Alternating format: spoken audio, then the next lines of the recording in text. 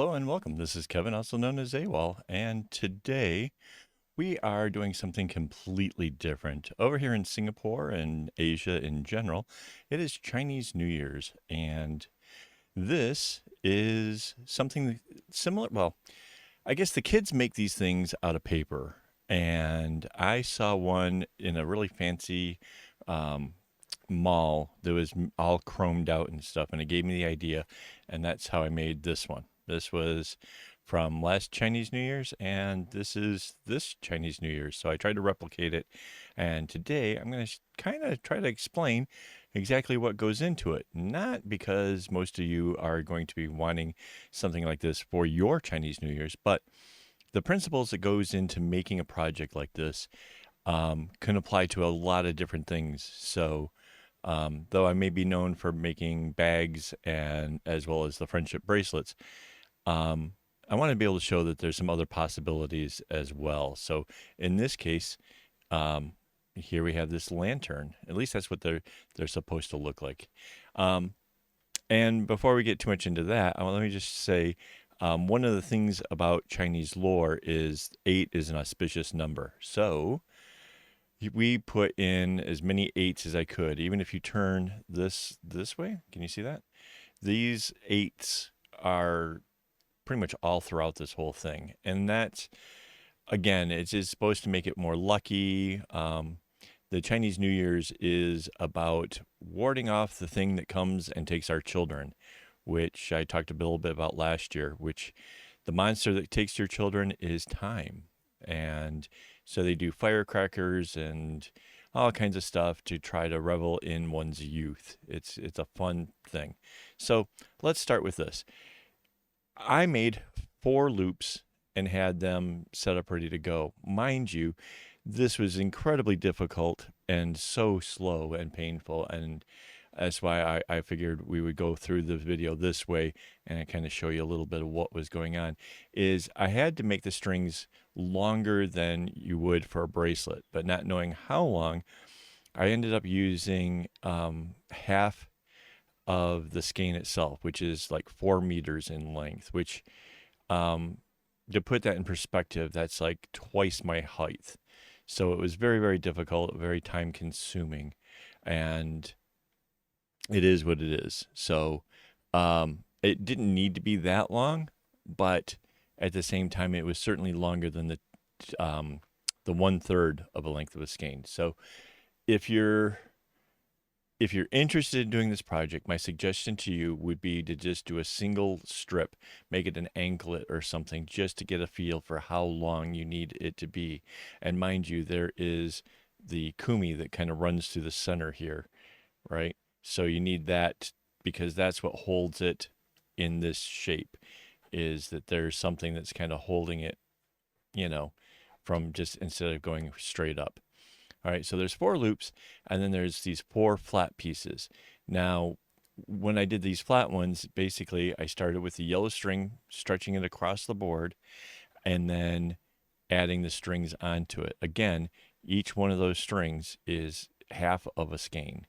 So yeah, it was, if you can't tell, I definitely, this one, the first one, I did this using the balls of string that are already pretty thick, so I didn't have to double up. I didn't have to do anything like that. And I would probably recommend this method over this. Um, and you can tell that it's a little bit taller as well. But that is what it is. So attaching all of these pieces meant I had to get to the point of where I can go ahead and make the bracelet portion. And remember, 8 was auspicious, so I did it as though there's 8 bracelets going around. Now, mind you, this bow in the middle of them, that's just afterwards kind of shaping it and kind of putting a little fold into it is all. But it was just 8 bracelets coming down. So, and then obviously, if I had kept it like, together or whatever, you wouldn't get the fun shape or whatever. So it separates and then it rejoins down here at the bottom. And that's sort of like what makes it kind of cool, I think. I mean, right? Um, and again, maybe you never make something like exactly like this, but it definitely opens the door to some other styles and stuff. Maybe you end up making a bag and you want a slit through it coming this way, or like a pencil holder. Maybe you have a zipper going this way. The same principles would apply. And if if you kind of check out how this happened, maybe this might actually help you to solve a problem that you were working on with your own design, right? So after it joins back together and repeats essentially what was at the top, didn't do the flat bits. Um, I had my wife do the kumis. So there's 8 about 1 inch long kumis, give or take, you know. Um, and then I don't know if I can you see in there the lighting? Is that going to work? Um, so I knotted off the each at the end of all of those little kumis, knotted it off, and can you see that? Okay. Um, and took out the all but 2 strings uh, on each one of the different kumis coming into it. So from there, I was able to take all that yellow string and run that up the middle. Now, mind you, I kind of overdid it, um, and I'm not sure if you can see in here for this, but there was a knot in that big kumi. This one, I was just kind of wrapping it, kind of doing the rat tail sort of thing, so it doesn't look nearly as nice and neat. And when I got to the end, I basically braided it off and then kind of put that through each of the loops.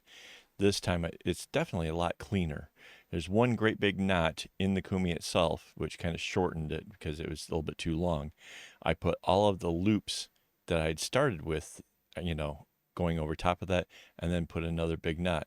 And then my wife did 2 more kumis to give it something to hang from, because these things are supposed to hang like in your doorway, and the red color is another one of those things that wards off the monster that comes for your children. So, um, yeah, I hope that you guys got something from this. I hope this is something that maybe will inspire you to try something new or different, or perhaps you tried to do this yourself.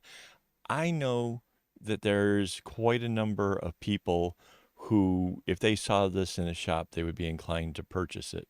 Now, as much time and effort goes into it, I would suspect that you would have to put a pretty big price onto it, because it really it really was a lot of work, and I was really kind of fretting over whether or not I could have this done in time for the Chinese New Year's. But here it is. It's all complete, and hopefully, like I said, you guys got something from this. I'd like to give a big shout out to all my Patreon supporters. You guys are what makes this possible. I couldn't do it without you. I really appreciate everything that you guys have done to make this channel possible. So, um, again, thank you. And until next time, don't get your strings in a bunch.